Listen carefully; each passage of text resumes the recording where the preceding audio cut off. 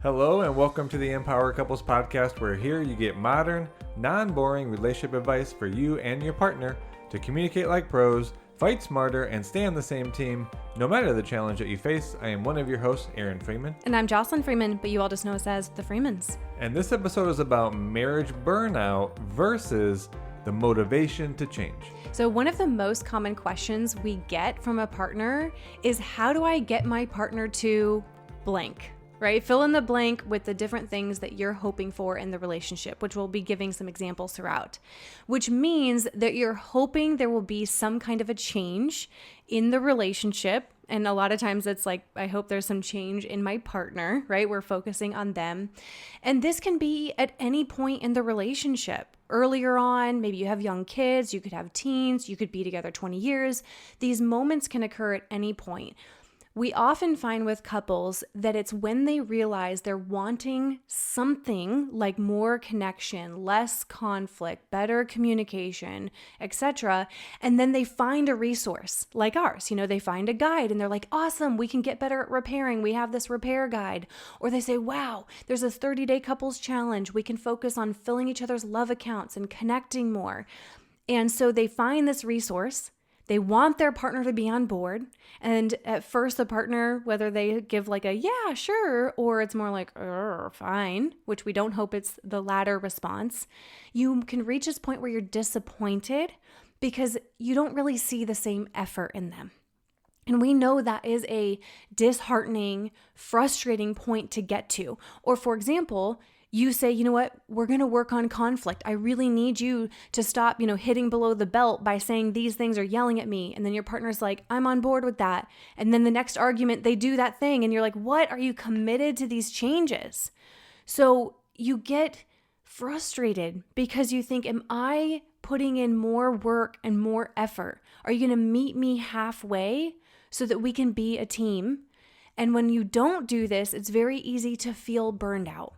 And that's how we want to define it, right? Is we find very often with couples, this can occur when you have been telling your partner these changes that you hope to make together.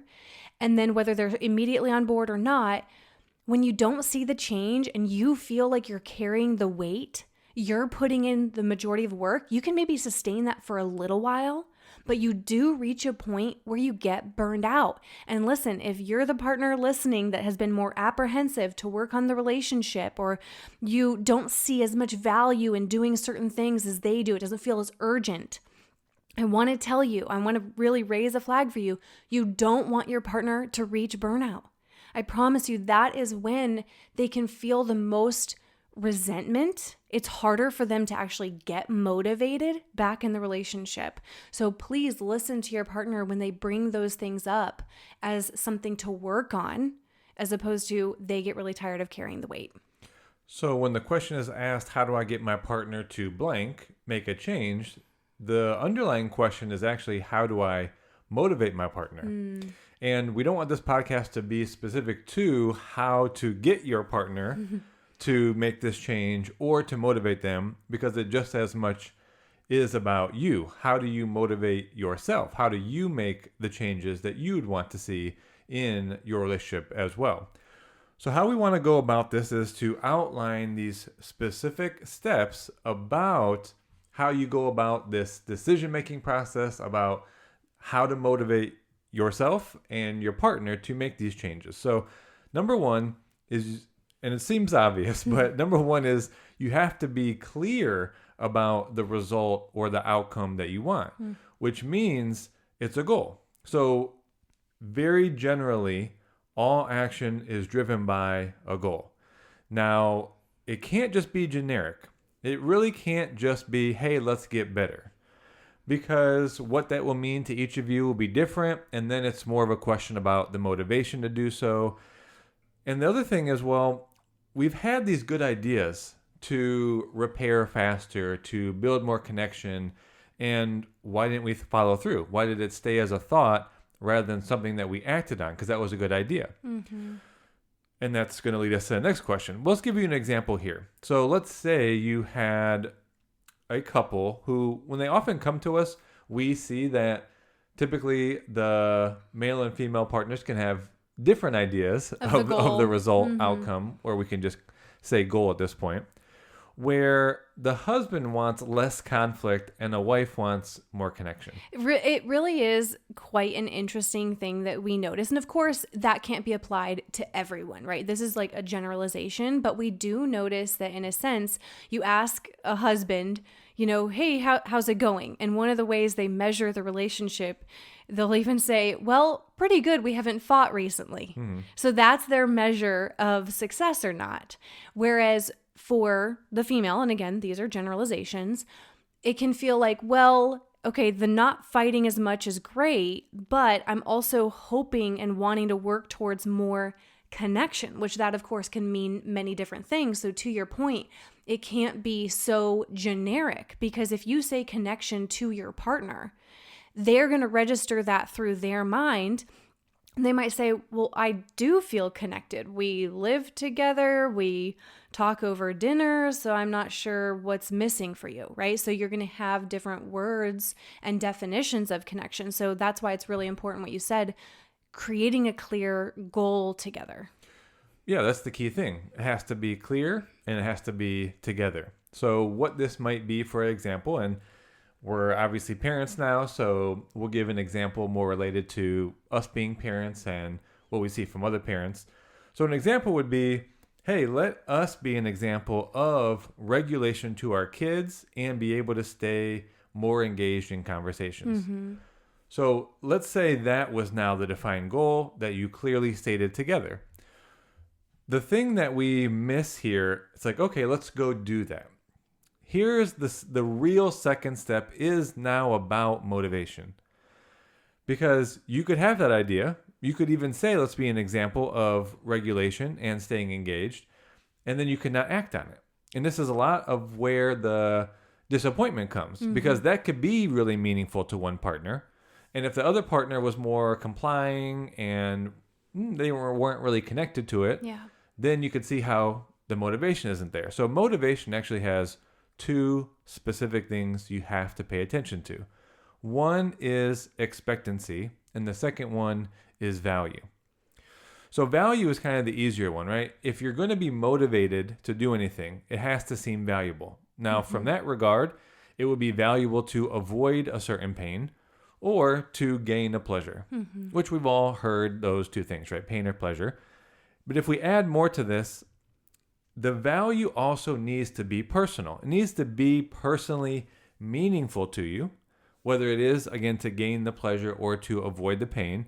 And then lastly, you have to have the perception, or you could say belief, that you can do it. So motivation is actually a threshold. So I can have levels of being motivated. And I mean, think about it almost like maybe an RPM meter on your car, right? And it has to go beyond a certain threshold of motivation for you to actually change the standard path that you've been on, the familiar, the consistent, the comfortable. And so I could watch like a YouTube video and I could feel, and this is the difference, right? Like being inspired versus motivated. I can get a quick dopamine hit, but if I don't go beyond a certain motivation threshold, I don't actually change anything.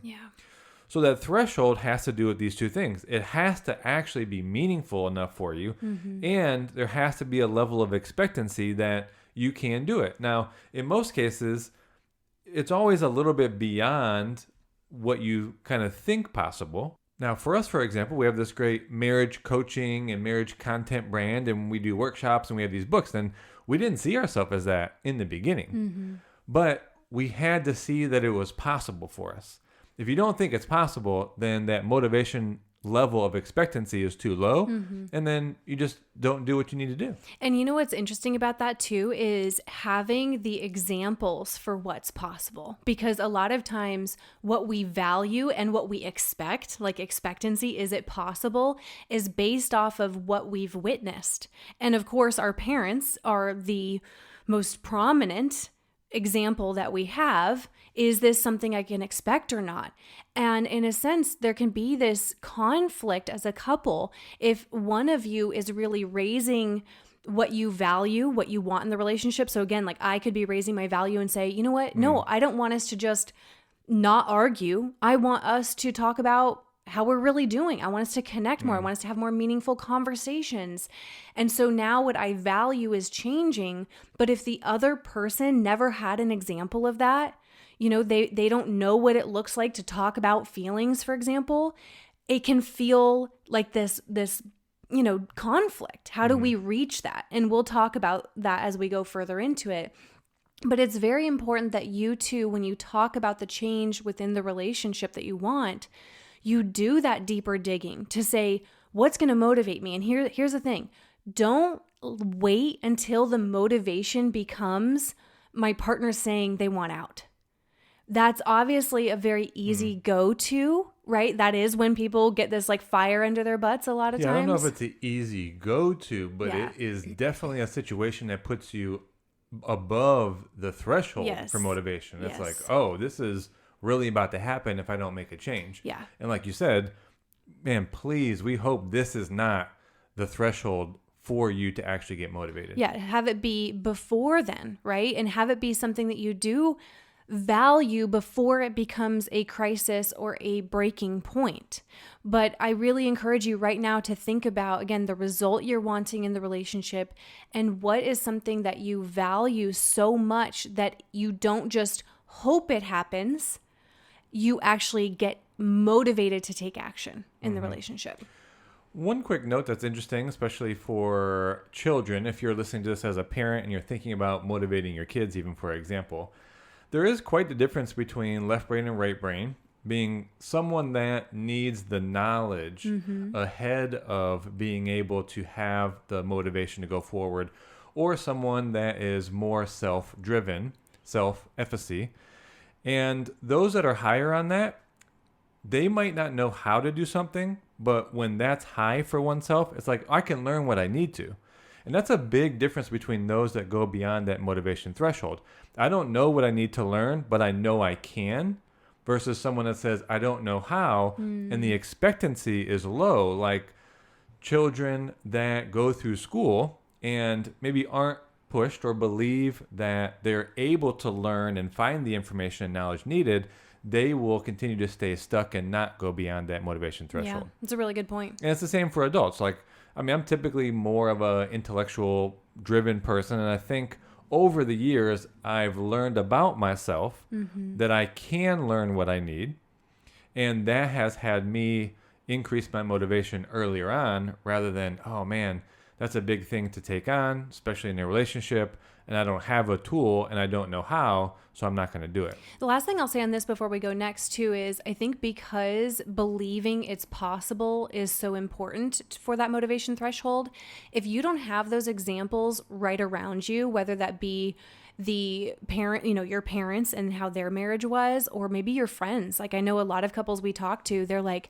wow, I look at my friends' marriages, for example, and they aren't thriving, right? We see them bickering and arguing, or one is on the verge of divorce. So sometimes you have to find the belief, find the examples, whether that be listening to podcasts like us or starting to hang out with new kinds of friends so that you can see, actually, no, human beings are capable of growing and changing. I mean, if you met us 10, 11 years ago, you would not recognize us. I'm telling you, because of how much we have evolved together. So it is possible when there is that value.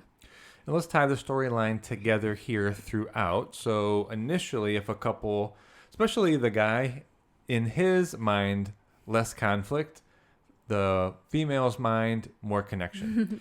So let's look at how this would translate to motivation then. It's not even really motivation, right? If my result focus for me was to have less conflict, then I can just put in less energy and be avoiding bringing anything up, which doesn't require me to learn anything or to actually make a change. So there's really no motivation there. I'm just kind of like, even just like pulling back. True. Where if we were to say the motivation is, okay, we're going to be the example of regulation to our kids and be able to stay engaged in conversation. In a sense, there's a motivation inherent to that. But the motivation being so that we're not disconnected and drained from just small things, and our kids themselves better regulate when they're upset. And that can be a real motivator, right? It's like, our daughter is 2.5 and there's big feelings. And it's like, that's challenging sometimes. And that challenges us, the two of us, to better regulate. It's like, all right, you know what? What if we ourselves better regulated? And that in the moment was the example for our daughter to regulate quicker. It's like, man, if I expected that and I valued that, I'm in for that, right? So now you can feel how that motivation can go beyond that threshold to this next step, which is the action. I just wanted to quickly say for anyone who's newer to some of these terms, because we know there's a lot of new podcast listeners, when Aaron's talking about regulating, he's talking about regulating your emotions. So just wanted for anyone that's new to understand that term. So this third step is where most people try to go, is the action, right? So once we have the motivation threshold reached, now we can get into action, which is the simple next step in the plan. And I think it's just great to know that you don't need to have the expectation that you're going to know how the entire journey is going to play out before you have the motivation just to take the next step. And what you might realize is, okay, now we have the motivation, and the next thing is actually to learn one of these steps. Like, how would we self-regulate? How would we be able to stay engaged in a conversation that had tension together? So that might be the next thing. So think of action in terms of maybe much smaller pieces, especially if there's something that needs to be learned. That's a lot of times where the how-tos come in, right? So a couple now becomes motivated to improve their communication, for example, change the way they're handling conflict. So now they're motivated. They're ready to take some kind of an action. That's where you need to actually, I think, receive the guidance. You don't want to do trial and error. So you want to get the guidance, whether that's attending a workshop, having a counselor or coach that you meet with, in order to learn the how-tos and be able to implement them. And that's a great step for so many couples right now. For those that maybe have attended our workshop or gotten a guide already, I do want to give an example of an action, right? So specifically with this example, it could be that, okay, the action is we're going to actually ask for the pause when tension comes up. We need to honor our word maybe, because maybe we've even established that action, but we don't actually honor that when our partner asks for the pause. Maybe you decide, let's take 4 breaths. So when we're in those moments, we're going to commit right now that we will take 4 breaths before saying anything at all. Maybe you decide to use the active listener role, so you can use a prompt word to say, hey, things are getting escalated here. Let's use active listening. Would you mind being a listener right in this moment? And then outside of that, again, maybe there's something else for you to learn or, go to. I think what I noticed too is that because couples are so busy, and even if they go have a session once a week, once a month, because they are seeing a counselor, a coach, which not everyone even is doing that, but we need to be able to break things down into actionable things you can do on a daily basis, because it's so easy to forget. That's one of the biggest problems, is you can make these promises. Yes, I'm going to do this and I'm not going to do this. We're going to do this and we're not going to do that, right? There's the action, but then they forget, or they get busy. They get distracted by something else. That's exactly why, you guys, we created the 30-Day Couples Challenge with the family meeting guide. And I'm talking about the Prioritizing Us. That's our level 1 30-Day Couples Challenge, because we actually have 2 levels. And I cannot tell you how many couples we meet with in our sessions. And as they start implementing the weekly family meeting, which helps them meet and refine and course correct quickly and focus on the positive actions every week, they're like, wow, I'm actually feeling the change in our relationship together because we're meeting on it. It's not one of us saying, you need to change this, you need to do this. It's like, no, we're meeting together, and these are the changes that we're saying we want to make. And so that's why we actually include the family meeting guide as a bonus for the Prioritizing Us 30-Day Couples Challenge. So if you have not done this, you've got to get signed up. Over 27,000 couples have loved this challenge because we break it into daily things that you can focus on so you don't get distracted, you don't lose sight. So go to mycoupleschallenge.com and you get that family meeting guide along with those 30 days of prompts. Go ahead and get signed up for the next challenge. So that's all action. Now, this is a key step to know because the difference between action and the final step being achieving a result or a goal is that often you're going to have to go through an evaluation period, which is really saying, how is this going? How effective are the actions that we've chosen? And sometimes there's a period where if you didn't choose the right action, or it doesn't seem as if it's effective, or something has reverted back, like you were mentioning, reverted back to old patterns, this is often where discouragement and burnout can happen. Yeah. Because you think that you should just continue to push forward with the action that you plan to. And I would say I can fall into this trap. The evaluation requires that you're interested enough to course correct. Like you have to be interested in the performance, not your personal evaluation of, am I a good person or not? Am I consistent or not? There's all of the self-judgment. It needs to be more objective. Was the action we set out on effective for the goal that we have chosen? Now, a couple of pieces to know here that you might need to sort of remotivate, right? Because you don't really want to just choose one action. If it doesn't work, now all of a sudden you're discouraged. So you do need to have this time where you come up with a new action, but what's the motivation that's going to keep you going? And just know that you could have intrinsic motivations. We're all familiar with that term. That's where you enjoy the process for the sake of the process, right? It's intrinsic. Extrinsic being more of a reward system. And there's even like pro-social motivation where, and we all kind of know this too, often we will do things for others more than we even do for ourselves. Now, this is talking about like general society. I think we can tend to help others more than we even help ourselves. I think with marriage, it's a little bit different because more selfish. No, I'm just kidding. Well, there's things that happen, right? I think we need to do a different podcast on maybe the pro-social motivation within a marriage. Like, do you actually care more about your partner than you do about yourself Not anymore? being selfish. But anyway, pro-social being that it's a benefit to other people. So just evaluating, all right, what motivation do I need here? Is it going to be intrinsic? Is it going to be extrinsic? And there's nothing wrong with extrinsic. You could actually set up some kind of reward system for the two of you. That, hey, if we can go a month, or we can sit down and we can, and here will be the example.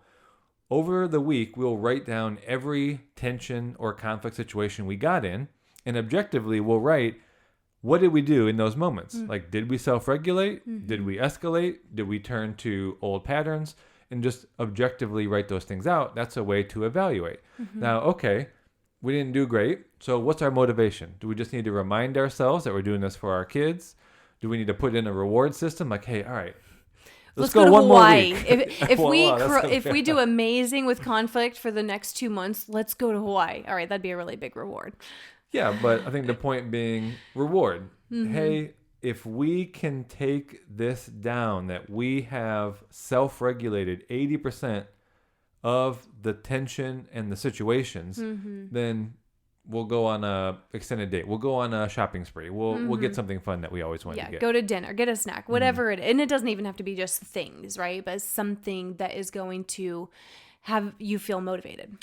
So let's tie this into the next step. So evaluation then needs to move into the period of adjustment, which is actually then saying, well, was it a function of motivation or the function of the action that wasn't moving us further towards the goal? And so if it's really about the action, then the adjustment of, okay, what action is going to be more effective? So for example, maybe you realize that part of the reason things escalate so much isn't because of your self-regulation, because you're taking the 4 breaths. Maybe you realize, dang, there are some deep things that need to be repaired. So it's like, okay, shoot. So the adjustment we need to make is to take a pause, that it's not just about the moments, it's we need to repair. Like, there are some deep things that I don't feel I've gotten to express or be repaired from. And that's like really triggering me too much in these moments, that taking 4 breaths is not an effective action for self-regulation right now, because we need more repair. And then maybe you might say, well, we need to have a family meeting, not just weekly. We need to have it every 3 days right now, right? Because our adjustment is going to be a more frequent evaluation period.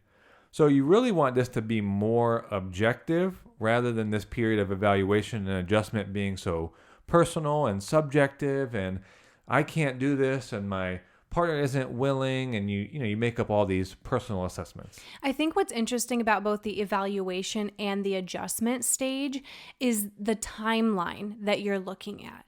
So you can almost on a weekly basis get caught up if your attention is on the negatives, as opposed to if you zoom out and look at the bigger picture of even a month, let's say, you might realize, you know what, actually, the majority of our days have been really great. We had a few where they were off or where we got into like arguments or misunderstandings.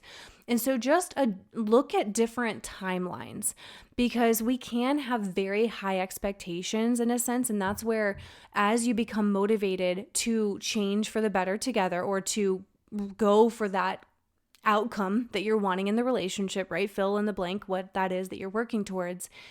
You need to realize that you aren't going to get there and it's now going to be perfect. There's going to be slight deviations. There's going to be getting off track, because human beings aren't that way. It isn't, because I know the next step that you get to is achievement, right? That's really where, do you want to I'll come back to what I'm saying. Well, it's a great point you bring up, actually. I had not thought about this one, but in your evaluation and adjustment, realistically, there might be a slight adjustment to what the outcome or result should be. Now, you don't want to scrap it, right? Because that's what really leads you into a cycle of feeling stuck. If you go down this path and you're constantly changing the result or outcome, you're always resetting yourself. But I think there's a legitimate note here to make that a part of this could be making slight adjustments to the outcome. Because you just have more realization of like, oh, you know what? This would be actually even better for us than what we set out with. Now, to your point, the last part of the process is the achievement. So as you mentioned, it is that you achieve the goal you set out. Now, here's the bonus piece. A huge part of achievement is actually in the update or upgrade to your identity and your character. And this is actually the real achievement. This is the actual achievement of setting out any goal. But you don't know that and you don't think about it. This is really hard to see for ourselves, that I'm going to set an aim or a goal to be a certain person. It's just easier for us as humans to set out a goal as far as an objective or a external situation, experience, or an object, like accumulating or achieving some sort of object. Now, this is the personal development journey. This is the spiritual journey. This is the growth that in any half decent goal is that the achievement is an upgrade to yourself and your own character. This is the real thing, but it isn't, like I mentioned, usually the initial driver. Now, based on pulling this thread all the way through, wow, at the end of this process, I can see I'm much more empathetic as a partner, and I really understand my partner and the things that they've really needed all along. And that is such a better achievement. Even though our initial goal was, hey, we want to better self-regulate, we want to be an example for our kids so they can regulate better, like that's all fine. At the end of the day, it's like, man, I'm a more empathetic partner and more understanding about my partner's needs. That's the real achievement. You know what I love about that? So going back to some of the initial examples we gave about achieving an outcome, right? Less conflict, more connection, just as 2 examples. You could short-term adjust your action, right? So I could say, all right, fine. You know what? I'm going to just not yell during arguments, right? Okay, because that's one thing that triggers us. So, and we're big on creating agreements for times of conflict.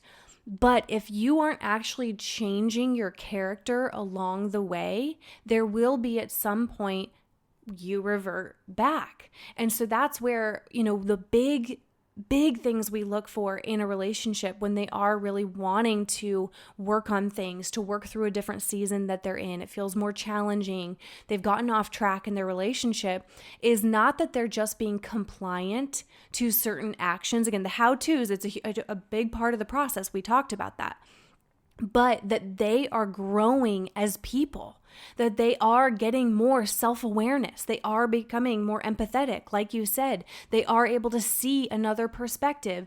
They're realizing, wow, I actually maybe had unrealistic or unfair of expectations. I need to adjust my expectations. Or you know what?